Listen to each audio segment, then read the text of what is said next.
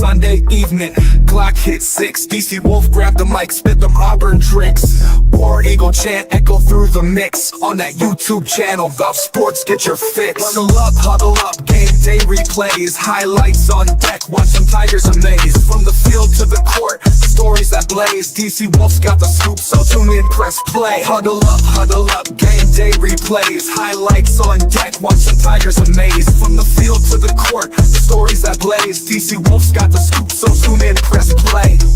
Auburn Addicts, every move, every play. DC Wolf got the news, best believe what he say. Sunday evening 6, catch the live display. War Eagle in the house, show him the way. Recaps and stats, breakdown so neat. From the fans in the stands to the players in cleats. Orange and blue, we never face defeat. Sunday night swag can't be beat. DC Wolf, he the GOAT, no debate. All the big plays, he on tape. From Tumor's Corner to Jordan Carrier Gate, Auburn reigns supreme, checkmate. Got the interviews, got the insider's view. When it's Sunday at 6, Wolf's go come through. For the fans and the fam, it's a Bama coup. Smashing that subscribe, Wolf's crew.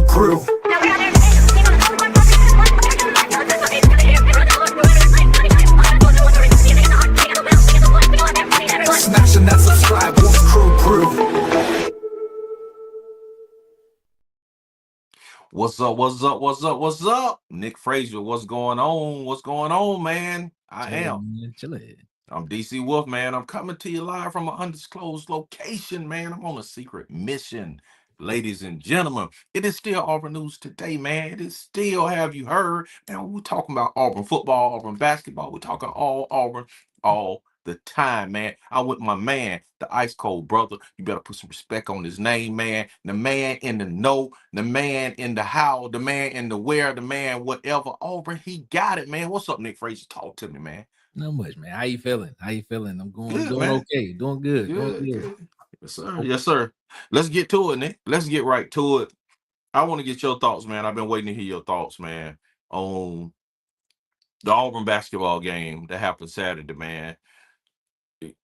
Let's go to it, man. What's your emotional state, man? We ain't did that one in a long time. Yeah, it's been a while. It's been a minute since we did that. Yeah. What's your emotional state, bro? Talk to me. I mean,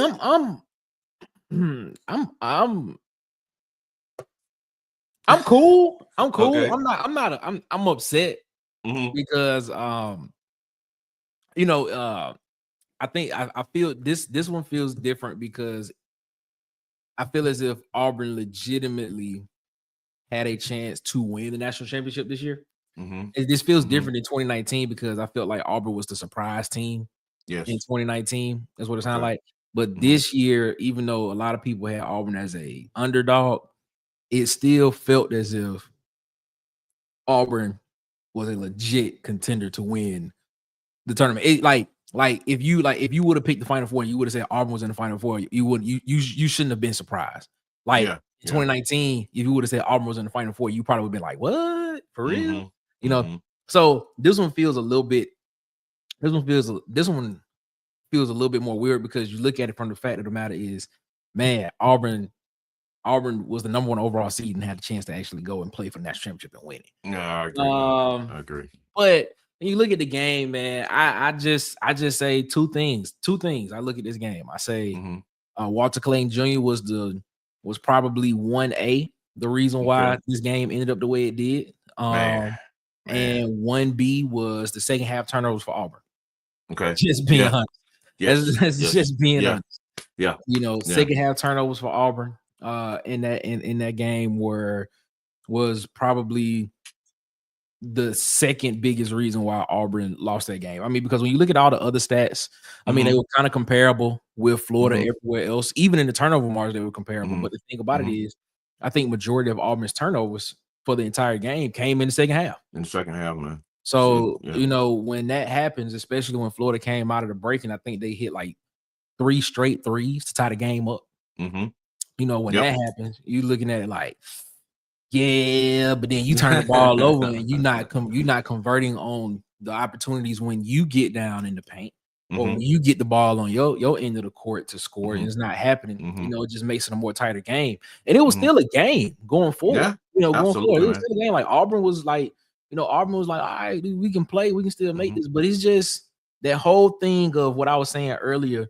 It's like once you get to that 11-10 minute mark, I would prefer the team that Auburn's playing against be somewhere around that 6 to 7 foul marker in the game. Because if you're at 6-7 fouls at the 10-minute mark in the game, every time you go in the paint, more than likely you're gonna get a foul call. And guess what? You're going to the free throw line to shoot free throws. Right. So that's just, and Auburn wasn't there. I think Auburn was at like 4 fouls with like 10 minutes to go in the game. I don't even think they got to the 7-minute mark until like 6 minutes left in the game. So yeah, I mean, it's still a great season by Auburn. Yes.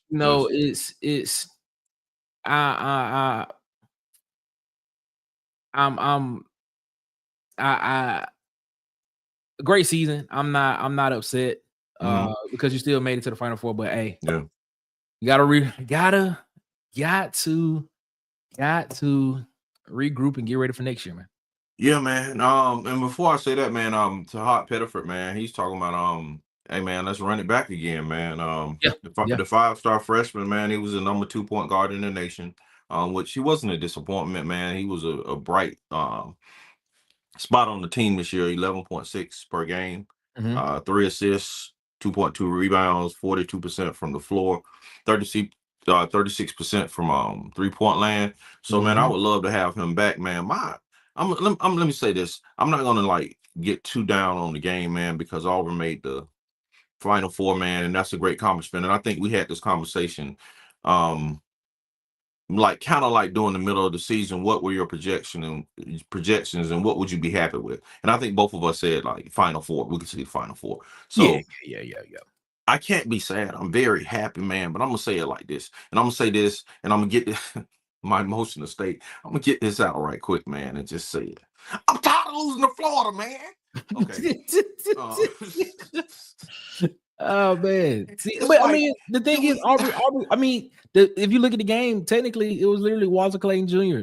was the main reason why. But man, think about this, though, Nick.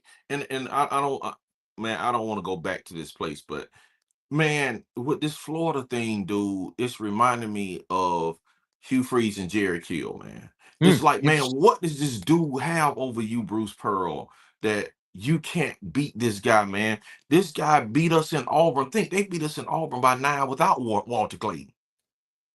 When we went to Florida, man, and we were the number 2 team in the nation, man, they knocked us off then. It's like, dude, Bruce, what, man? This reminds me of the water boy, man. You need to go get your playbook, Bruce. We do it in playbook.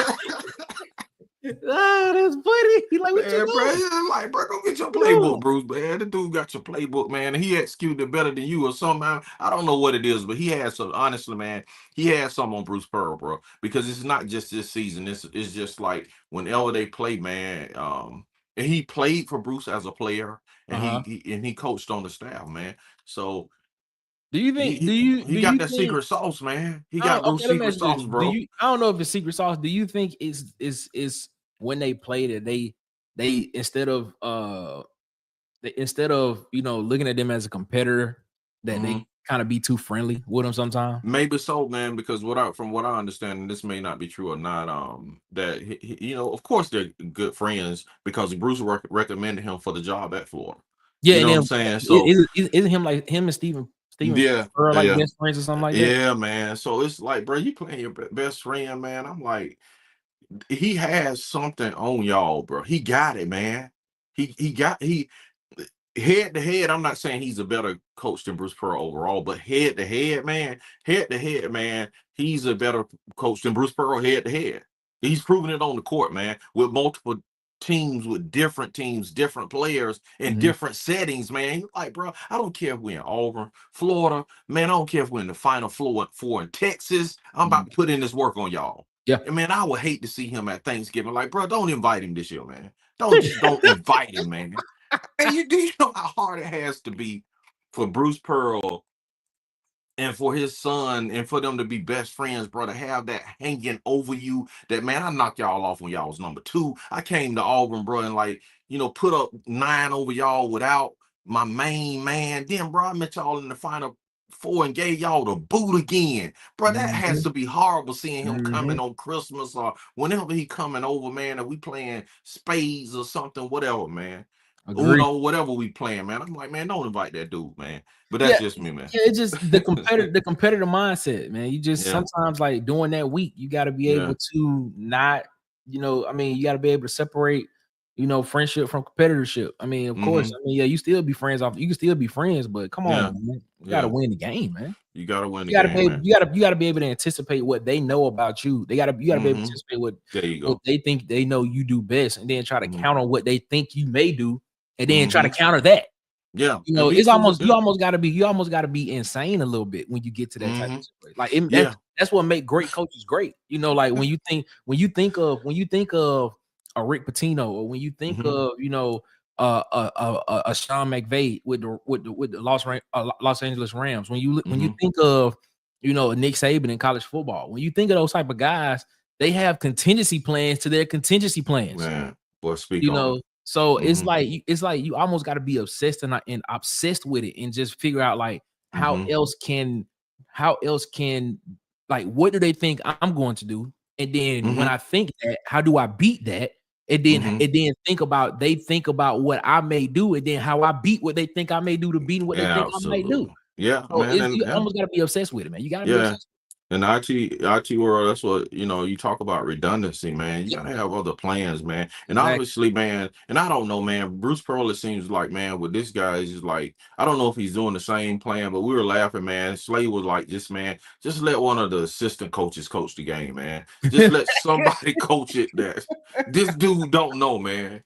You know what I'm saying? But having said that, I want to get out my Florida frustration, because I'm just like, I'm starting, like, you know, he's starting to look like Nate Oates look to me, man. When I see Nate Oates, man, it just make, you know what I'm saying, I just get something going on as an Auburn fan. I don't like to see Nate Oates. I get what you're saying. When I start to see this dude, man, and how he like, man, like beat us at home and then kicked us out the Final Four, man, and man, I'm starting not to like this dude look when I see him, man.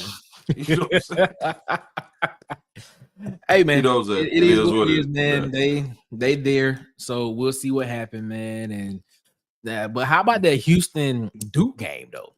Houston man, what? That was crazy. That was hurtful for Duke, man. I enjoyed it. I enjoyed it. You know what I'm saying? Because I didn't want them to win, but I think tomorrow is gonna be a really. I think tomorrow night gonna be a really interesting game between Florida and Duke. Between Florida and Houston. So that's gonna be good to watch. It's gonna be a good game to watch. I think Florida gonna win. I picked Florida to win it anyway. Don't be surprised if Houston show up. Just saying. I picked the way, and I said it before when we talked about this, man. The last few weeks, I was saying, man, that's the team I did want to see. I didn't want to see Florida, and I believe Florida was that team that was gonna go all the way, man. It is what it is, man. I had to get out that frustration. Nick, what the comments saying, man? Yeah, man. So comments, man. We got some stuff. I can't bring them up because I can't touch them. But got Huggy Beard in the chat saying, "What's up, JT?" He said he's still hurting. He feeling horrible for Dylan and Chris. With JT, Auburn Dad saying, "What's going on, War Eagle?" JT comes in and says, "Man, I went from focusing on football to basketball. Let's go Auburn baseball." Hey, shout out to Auburn baseball. Auburn baseball got a series sweep against Alabama this weekend. They had a doubleheader yesterday against Alabama. They went. They beat Alabama Friday night. Then they had a doubleheader against Alabama Saturday. And they beat Alabama both games. So shout out to Auburn baseball, man. They on track. They on track, man. Auburn Dad said, "Man, I may not be able to chat this. This loss hurt so much." Hey, you know, I feel what you're saying. JT said, "I expected the loss doesn't make it hurt any less." Wow, he expected a loss. Yeah. Hey, well, I did too. Me and Slay set up before the game, and we was like, we thought Florida was gonna win for that very reason. That just emotional rant I just went on about Florida, you know. But go ahead. Yeah. Let me see. Lost myself. Where I'm at. Said, "Hey, you can." Said the Legend of Sweet Sugar Bear Williams saying, "What's up to everybody?" Huggy. He said they played. JT said they played less hard after they got the lead. Interesting take. He said Auburn can look in the mirror and blame themselves. That's Huggy Beard. Shout out to my guy Huggy Beard. JT saying the Tahad pass to Janai, the Tahad bad pass to Janai dunk flipped the game. Okay, all right. He said Nick wants an edit with that 6'7" stuff. Come on, man. Now I'm still on it. I'm just saying, like, if you get to 10 minutes left in the game and you shooting free throws the rest of the game, that's an advantage. You know, every time and it continuously puts them in foul trouble and puts the people that they got on, puts the opposing team in foul trouble. That's a big thing. He said now we lose everybody, basically. Well, I don't know. We'll see what happens. We'll see. We don't know, man. We could get Denver back. Get a few cats back. King Richard. He's saying, "What's up, War Eagle? What's up, King?" What's up, JT said, "Man, Florida is deep as Auburn, and they're 7, 8, 9, 10 are better than Auburn 7, 8, 9, 10." That's an interesting take. That's a very interesting take. Better. I think that one is just better. Yeah, I think Walter Clayton Jr. just better than yesterday. I think he was Walter Clayton Jr. He carried them and then took the game over. It's just like he was it, man. He was it, bro. I think Walter Clayton was just, locked in yesterday. That's what I take from that. 34 points. That's amazing. King Richard come and said, "Man, love my Tigers and what heights we have been. We have never been in basketball. Auburn beat themselves last night. Florida gave us so many chances and we just gave it right back." That is very true with the turnovers. Very true, man. The Chad Baker Mazzaro double dribble was crazy. Yeah. Oh, man. And he made the shot. It's crazy. He made the shot. If that wouldn't have been a double dribble, and he would have just raised up, he actually made the shot. That would have cut the game to like 2 points. It would have, bro. It would have been a different game. So and bro, that ball that went out of bounds, it hit that dude on his right leg. But go ahead, man. I'm sorry. Man. It did, man. That ball hit him on his right leg. Go ahead. Ed Darby, shout out to Ed, man. He said, "I have been worried all year. Free throw shooting, Crunch Town. This is a good one." I told you, man. How many times I said 71 to 68 when you need it. Your top player misses both free throws. Yep, hey, you right. How long have I been saying we've gotten put out of the playoffs? We got put out our bracket for the last 3 or 4 years, man. With the same thing coming down the stretch in crucial plays, we cannot shoot free throws. Yeah. It's an epidemic right now with Auburn, man. It happens every year, like clockwork. It's sad. That's why I mean when we were talking about it before the season ended, I was like, was it a concern? But yeah, that free throw shooting, But go ahead, man. Yeah, JT said, "Mind you, free. They are literally supposed to be free, and we lose 10 or so points off of free throws." Very true. Yeah. JT said Florida's a fun team to watch, except when they play Auburn. King Richard said, "I said it before." He said Florida got hot at the right time. They did. They did. He said even though football is definitely in the worst place than basketball. This is Huggy Beard. He said it seems like Auburn football and basketball lack that killer instinct that perennial championship teams have. It's quite disheartening. I'm gonna come back to that because I have a question for y'all in the chat. He's Cartel Phillips comes in and said, "Man, Florida has athletic difference maker and Auburn doesn't." That's a good point right there. That's a good point. Because when you look at some of the shots that Walter Clayton was making, man, those NBA. That's a good one. Those are NBA shots. Shout out to Carter. That's a good one. And on that thing, man, I don't think we have solid players, man. But he's correct, man. We don't have somebody we can just give it to like alpha like that, man. And he's gonna probably get a basket, man. Well, no, you do. You got Tahad. Tahad can do it, but Tahad it's just more of the fact like when you on a team with what's considered to be the best player on the team in Janai Broome, like. Are you run through him? Are you gonna give Tahad the ball and be like, "Hey, go do what you got to do"? Or are you gonna look for Janai Broome? Because if you lose that game, then the narrative around that is gonna be like, "Well, why didn't they go down low to Janai Broome?" I agree. I agree. Like that. So I mean, it's a double-edged sword because I think Tahad is that type of dude. I think Tahad can literally take a game over for sure. And I think we'll see that next year. Will Auburn be as good with that? Well. That depends. I mean, it depends on if they go back to the style of basketball that they had with Jared Harper and Bryce Brown and those guys. But I don't know. We'll see because this dude is Keyshawn Hall coming in from UCF. He a bucket getter. I'm telling y'all right now. This is a 6'7", 6'8" dude that can just come down and create his own shot. That's what he is. Auburn's gonna be, man. If they can get a true big man.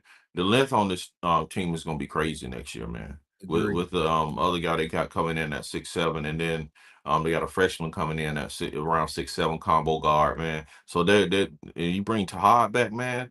And I you took the words out of my mouth. I think Tahad is a year away from being like a Walter Clayton type, where you can just give him. I tell you this, Tahad's next year, if he comes back next year and has the season that I think he has, he's definitely a lottery pick. He's probably Auburn's next top 10, top 12 type. He's a top 12 lottery pick in the 26 draft. CJ DeJour, she said, "Hi guys, saddest part for me is that we don't get to see this group play together again. The end of the season was coming, but I was never going to be ready for it. Love this team." Yeah, man. Shout out to him. This is a great team. This is one of Auburn's best chances to win a national championship. So it's going to be interesting to see what happens next year. JT with the next couple of comments, he says that Chad Baker-Mazara play had me get up and grab a ball and test it. It was actually a double dribble. He also said Janai got clamped by the what was it, the Chihuahua guy? Yeah, man. He a bucket and he ain't Dylan though. Yeah, man. Yeah. Nobody can replace Dylan. That's true. I feel what you done. He said it sucks that we lost War Eagle. This is King Rich. He said it sucks that we lost War Eagle, but Coach Pearl has put us in a place that we never thought Auburn would be at on the court. That's a good one. Yeah.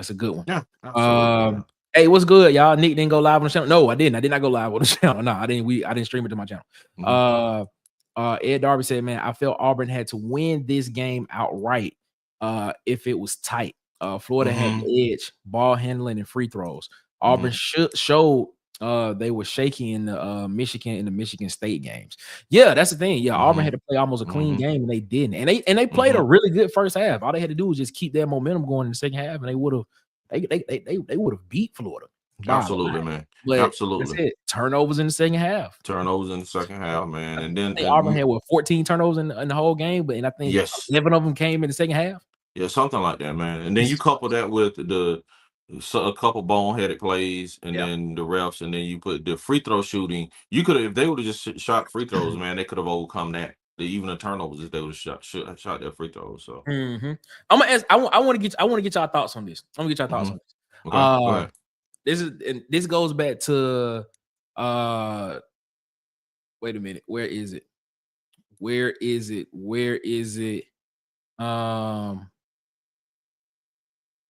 Man, I lost it. But it was a comment earlier that I want to go back to. Okay. And that's not it. I think you were talking. Was it a JT comment? No, I think it was okay. Here it is. He said, even though football is definitely in a worse place than basketball, it seems like Auburn football and Auburn basketball lack that killer instinct that perennial championship teams have. It's quite disheartening. All right, to that point there. Do you think? I'm gonna ask you this question. Do you think? And I'm just gonna. I may start something here. I may not. We're gonna see. Okay. Yeah, you finna start something. Yeah, I'm finna start. I can tell the way you asking the question. I want to get y'all thoughts on this one. I'm gonna get y'all thoughts on this one. Do you think?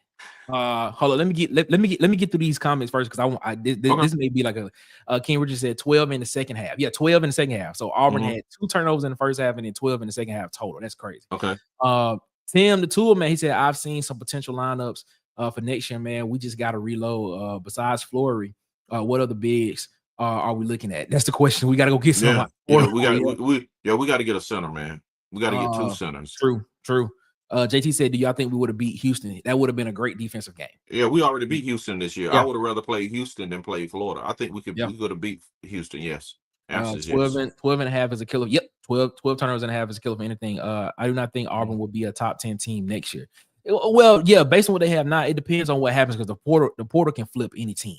Like 1 or 2 players can flip a team to where they're fringe teams, now they're a contender. So we'll see what happens. Let's see. And Auburn won the turnover back. Yeah, Auburn won the turnover, but they had 14 total turnovers, but they had 12 in the second half. Crazy. That's crazy. That's what killed them. Yeah. All right. So my question, back to that comment from Huggy. He said basically saying that it seems as if Auburn basketball and Auburn football doesn't have that perennial killer instinct. Do you think? Said Flory staying at Kansas. Okay. All right. We'll see what happens. That's from CJ DeSure. Okay. CJ. Do you think that Coach Bruce Pearl we have squeezed as much of the juice out of Coach Bruce Pearl that we can get? Is he the type of coach? And I'm gonna preface my comments by saying this. There are coaches that can get you to the dance. And then there are coaches that actually can win you the whole thing. And I'm gonna give you an example. You have guys like, and I'm using basketball, I'm using NBA. So Michael Jordan, the Bulls. You had Doug Collins, right? Doug Collins was the coach for the Bulls in like 88, 87, 89, something like that. Okay. And the Bulls were a good team. The Bulls would get to the first round, they'll get past the first round, they'll get to the second round, and then they'll probably lose in the second round. Then they may get to the conference finals and they'll lose, something like that. But it wasn't until Phil Jackson got there and you started seeing championships within 2 years. Okay. Yeah. Okay. So I'm gonna ask this question. And I'm not sitting here saying that we need to be looking for another coach. I'm just creating a dialogue because I want people to think about this.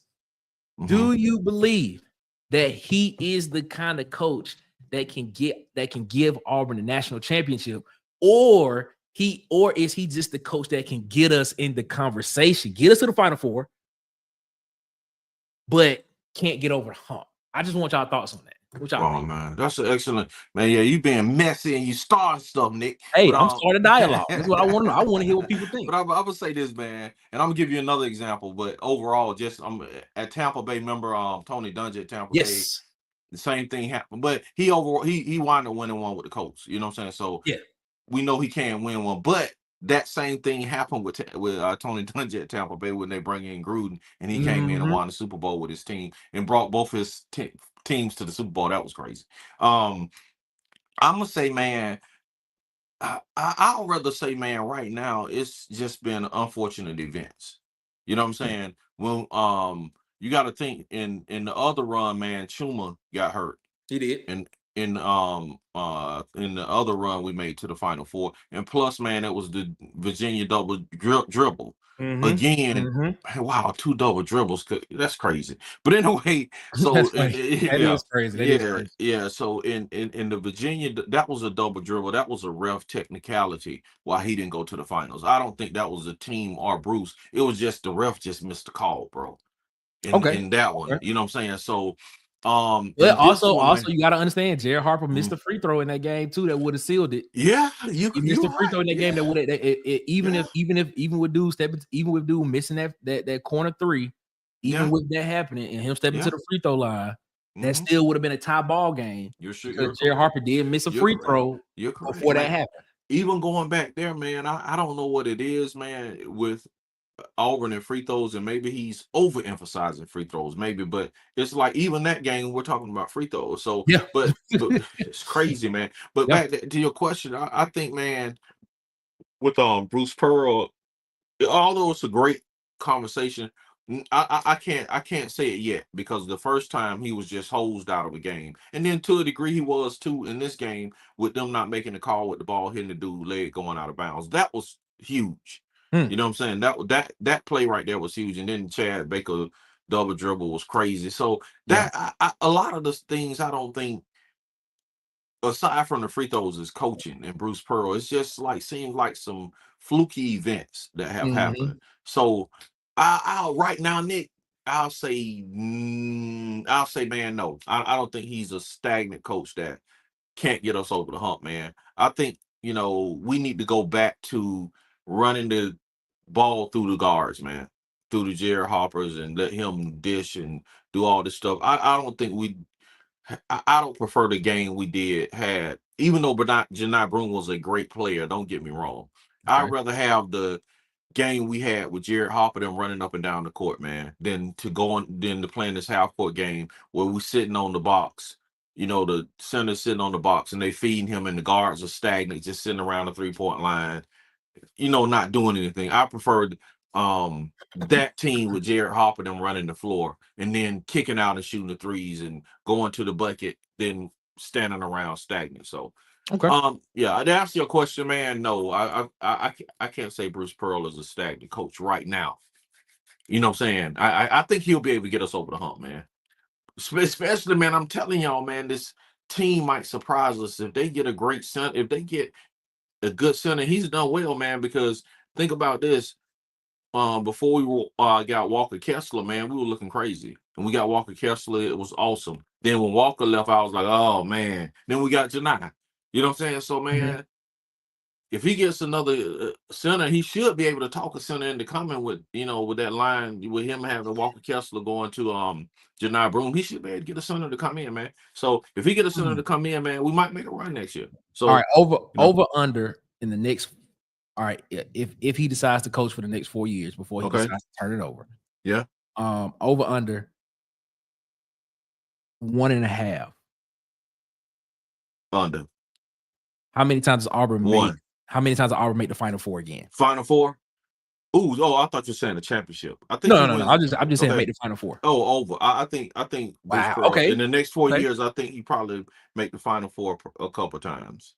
Okay. And that's just me, but because I think from now, man, when you make that Final Four run and then you make another one, I think recruiting is gonna go up now. I think the talent is gonna start superseding where his talent has been in the past. When you keep making Final Fours, man, and Auburn keeps being this darling of a team that America likes, man, when Bruce Pearl keeps putting his team on a stage and you run number one most of the year, it's going to be easier to get those 5-star players like the Todd Pettifords and those guys.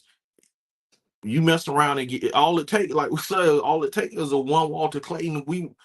And that could be Todd Pettiford next year, and give him a big man with the supporting cast, man. I think it's going to be easy because we're going to get even the talent is going to be easier to accumulate now. And he's been doing it, but with them winning, I think it'll be even easier. So I'll say 2. I'll say over. I hear what you're saying, but I think that narrative is going to actually have to do more with the SEC because you kind of see what they're doing with it now. You kind of see how they trying to build the narrative of the SEC is the best conference in college football. Now they've been saying it all season. So now, if you say it enough, people gonna believe it. Things and stuff like that. Absolutely. Or people gonna be like, oh, well, let me see what's going on. And then and then you may start having this groupthink mentality of like, yeah, well, the SEC is the best conference. Well, maybe it was just a good year. Let's see what happens next year. You know what I'm saying? Let's see what happens next year. Let's see what happens with the Big East. Let's see what happens with the Big 12. Let's see what the Big 10 does.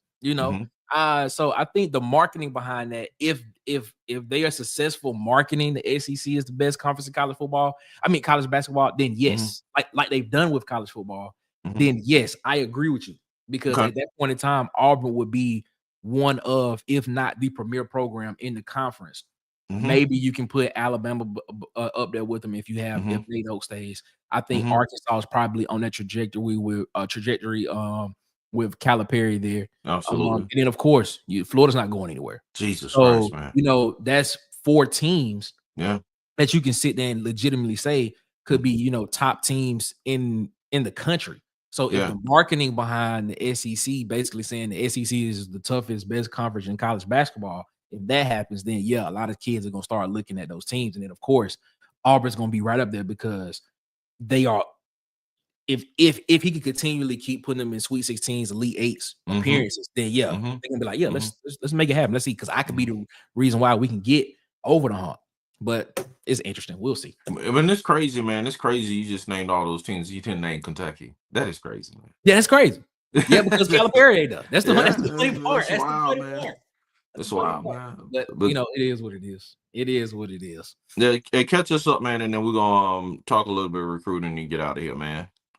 Yeah, let's see. Stephen Allen said it is football season. He said it's time to move on to football.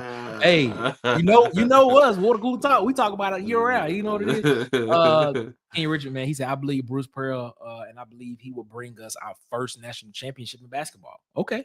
All right. I want him to, King. If he does that and then he just sails off into the sunset and then Stephen Pearl comes behind him and becomes the head coach, Tim Toolmate Taylor, he said absolutely. I think BP will get a natty and hand over the reins to Lil Pearl. Okay, same thing I just said. JT said, I've been saying Bruce Pearl and Sean McDermott are the same. They can get you basically. If I'm right, I believe he said they can get you to the dance, but they can't. They can't get over the hump. So it is what it is. So they can accumulate the talent. I got you. Maybe they can't. It's a fair question. Tim comes back and said, "Man, what does Burgo want to do? Does he want to be a head coach? I don't know. That's a good question. That's a good question. I would think he would. I would think he want to be one, but that'll be interesting to see. That'll be interesting to see what happens there, Tim. That's a good question. That's a good question. Cartel, he says, yes, Auburn has a cultural problem with killer instincts. That is true. Very true. He said at some point you have to get tired of being labeled Charlie Brown University. I mean, that's the point. He got a point. Man, I'm not gonna let you hallmark that on this channel, man. But that's funny. Point. That is hilarious, man. I would not let you hallmark that name. That is funny, man. But he got a point though. When you look at any dynasty, when you look at any dynasty that has played a team sport, when you look at the Bulls, everybody talks about Jordan Pippen. Yeah. You know, in those 6 championships, they talk about Jordan Pippen. Okay. You know, of course, they had other guys there, but Jordan was the main guy. Pippen was behind him. When you look at Alabama in college football, pick somebody from those teams. You know, pick anybody from those teams. When you look at college basketball, I mean, college basketball is probably a little bit more, you know, prevalent in team sports than anything of it being a team. But still, when you look at Kentucky was perennially, you know, in Elite Eights, Final Fours, but you had John Walls, you had DeMarcus Cousins, you had Anthony Davis's that was there. So yeah, I mean, I get what he's saying. You got to have somebody that's willing to take over a game when need be, and I think Tahad's that guy, and I think Keyshawn Hall is that guy for real. I ain't gonna be real. I think he's that guy. JT, he says, man, this may be the stupidest, wildest thing you will hear, but hire Dylan Cardwell as the coach. I don't know. Huggy said, man, okay. I just read the first line of this, and Huggy said, I'm starting to think Pearl is a much better version of Gus. You'll be relevant. You'll be relevant. You might get a conference title every now and then, but probably won't get the big one. Wow, man. Don't say that, man. Please. No. Go ahead. The legend of Sweet Sugar Bear Williams. That's what I'm talking about.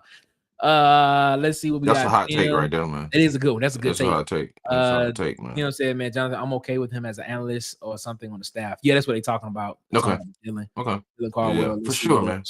He says, Tim come back and said, man, supposedly we're looking at the centers from UCF and Penn State. Okay. Tim come back and said, man, he does wonder about Bruce Pearl's in-game coaching. So basically, in-game adjustments. Okay. Ed Darby says, I don't think Bruce is Mark Richt.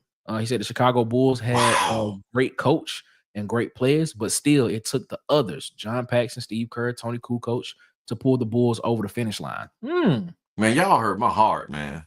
For real, man. He said Mark. Bro, he said Mark Richt, Nick. Yeah, Mark Richt. That's interesting. That's interesting, man. Tim come back and said, man, next 4 years, he's going under on a 1.5. So he's saying Final Four one time. He's saying being one of the 4 teams in the field of 60 plus, that's hard. And he said the Elite Eight, he said he'll give us 2 out of the 4 years in the Elite Eight. Man, that would be, honestly, that would be awesome though. If we get 2 Elite Eights and a Final Four, would be awesome. But I don't see national championship. I don't see him saying national championship. Yeah, I got you. JT says he agrees with you on everything you said, DC. Okay, all right, that's what's up. What he said. That's what's up. Huggy said, as much as I like and respect BP Bruce Pearl, Auburn has underachieved several times. That is a very well-known fact because there is nothing in my mind. The team before this team, the 2022 team, with Kessler, Jabari Smith, yeah. That's was the team that got put out by Miami, right? In the second round. Yeah, they got put out by Miami. Yeah, in the second round. Yeah. That team should have been a Final Four team, at least an Elite Eight team. Because Jabari Smith was a talent. It's still a talent. You know what I'm saying? For sure. Tim said we need a Walter Clayton type player to win a chip. Yeah, you need that guy that you just give the ball to and kind of just be like, hey man, just go get us a bucket. Just go get us a bucket. I'm with you on that. CJ said, man, at Tim, Me too. Still waiting for those timeouts. Waiting to use those timeouts in the game. JT comes up and said, does Bruce claiming he will play more people hurt recruiting because players want minutes because they want the buckets? I'm gonna be honest with you. Playing more people last night probably would have helped Auburn because Auburn did kind of look a little tired. Yeah, they did. Yes, because I know for a fact Janai Broome came out the game at one point in time. Yeah. He was bent over on his knees. He was. I was like, wait a minute. Yeah, he was gassed, like, bro. That's interesting. He was gassed. Like how was the practice sessions during the week? Mm-hmm. And then I started remembering them saying that they had some very light practice sessions. I was like, oh, it kind of makes sense now. Okay. And hurting recruiting because championships cause you ain't got the talent. Okay. CJ, our timeouts we didn't use will roll over to next year like PTA.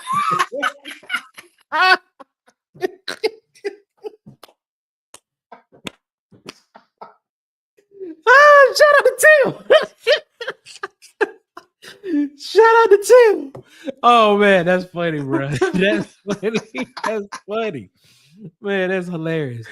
That's a good one. My bad. JT said he doesn't. He said, my bad. I read that wrong. He said he said, I don't know if I agree with DC. Not that I agree with him. I agree with Tim about the under. Okay, that's what's up. That's what's up. Makes sense now. Makes sense. We still friends, either if you agree with me or not. We still friends. All right, we caught up. Okay. All right, man. So let's do this, man. Jaquez Wilkes, man, 4-star linebacker, man, from Watley, Alabama, 6'4", 220, man. He's looking at Auburn, man. He said he likes my man DJ, man. He's building a rapport with him, man. So I would love to get a 6'4", 220 linebacker in this next 2026 class, man. Parker Pritchard, man. We just got a commitment from him, 6'4", 310, man, from Carver, Columbus. He had offers from UGA, Alabama, Florida, Tennessee, man. So this dude had some big offers for Auburn to bring him in as an offensive lineman out off of Big Cat Weekend is great, man. And you know I always judge a team on the trenches, man. And we get an offensive lineman. We want him to get an offensive lineman. You know what I'm saying? Promises made, promises kept. Yeah, I mean, but when you look at the list of guys that were at Big Cat Weekend, only three, I think it was only 4 offensive linemen that were in attendance. So that's concerning to me. I mean, yeah, you did get a commitment from Parker Pritchard, 3-star guy who's 3-star guy who's going to get his 4th star because he's right on the edge of being a 4-star guy. Yeah, man. But you know, yeah, that's cool. But I would, I mean, when you only got 4 guys on the offensive line, I mean, looking at what they have and looking at what they're about to lose this year and what they have, what they potentially is going to be having coming back next year, I still would have loved to see, 7, 6, 7 offensive linemen at this Big Cat Weekend, and even some of the guys for the 27 class. I think one of the offensive linemen that were there that was there for Big Cat was a 27 guy. And I think the other 3 were 26 guys. So I think they had 4 offensive linemen there. But still, I still would have loved to see that number be like 6 or 7, like 2 or 3 more offensive linemen would have been great. But yeah, talking about Jaquez Wilkes, yeah, man, looking at him, when you look at the type of linebackers that they have committed in this class, outside of Jermichael Garrett, who outside of Jermichael Garrett, who's like 6 foot, 6'1" even. Shadarius Tootle, who's pushing these 6'3", 215 pounds. Looking at the Jaquez Wilkes, who they're talking about potentially can come in this class. He I think he from Wiley. That's not far from Auburn. Coming in and being that type of guy.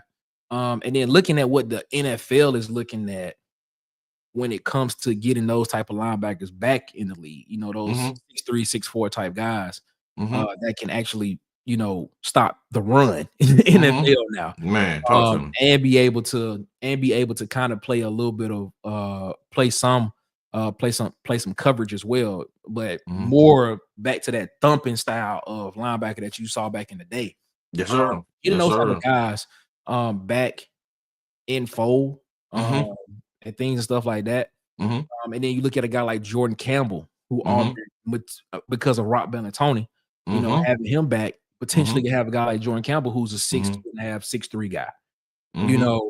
And looking at that and having that height, the prototypical style type linebacker back at Auburn, it's gonna be great. You know, it's gonna be major. You know, so you know, it's you get when you look at this defense, and when you look at the list of guys that were there at Big Cat, it was really defensive oriented. It was a lot of defensive guys. You know, I think, and I don't have the percentages in front of me, but I would probably say it was probably 65-35% leaning towards the defense of guys there.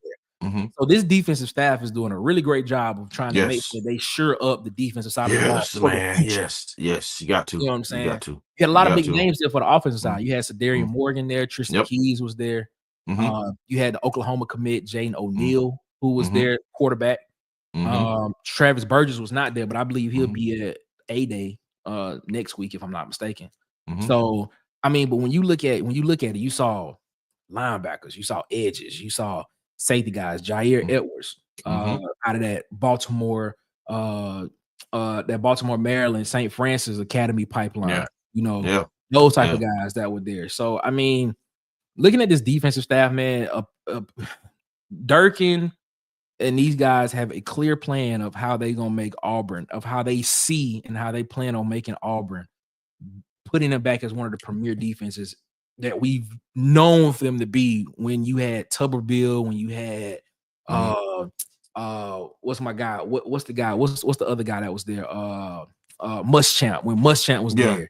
When Chiswick was the defensive coordinator. Yeah, man. Those type of guys is when you had that type of talent and those guys that just dogs that just wanted to hit somebody and play. And you just looking at it, and you just looking at the type of guys that they're going out to get, and you're looking at the prototypical size of what these guys potentially could do when they get to the next level. Because like I always said, when you can get a guy that's a prototypical type guy, and that guy performs well in college, and then that translates to him being a top 1, 2, 3 round pick in the NFL draft, a day 1, day 2 pick, that lets other commits know that there's a clear path to put this particular guy, that there's a plan that they can use me that can get me to the next level. So absolutely.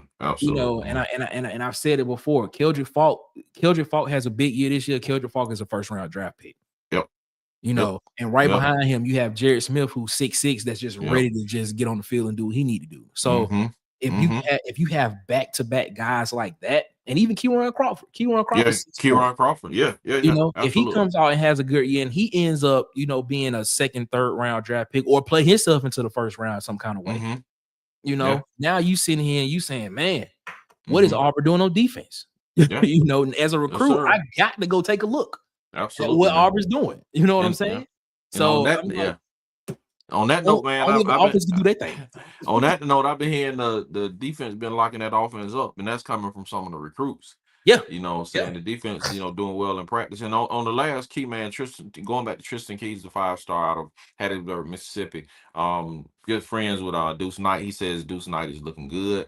He says Auburn has a chance, man. He's currently committed to LSU.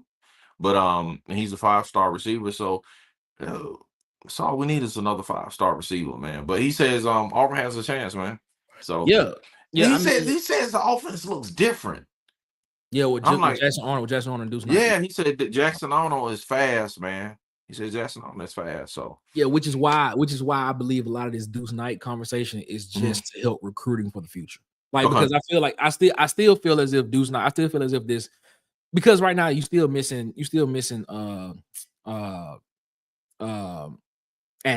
Daniels. You still missing But you know, if you putting the narrative out there saying, Deuce Knight is that guy, that helps with a Sadarian Morgan, that helps with a Tristan Keys. Sure. You know, it helps with Jace Matthews, it helps with Marcus Daniel. Absolutely. You know, and you be like, this dude can spin it, and then you get them there to see it in practice. They be like, oh yeah. We can do some. We can make some damage here.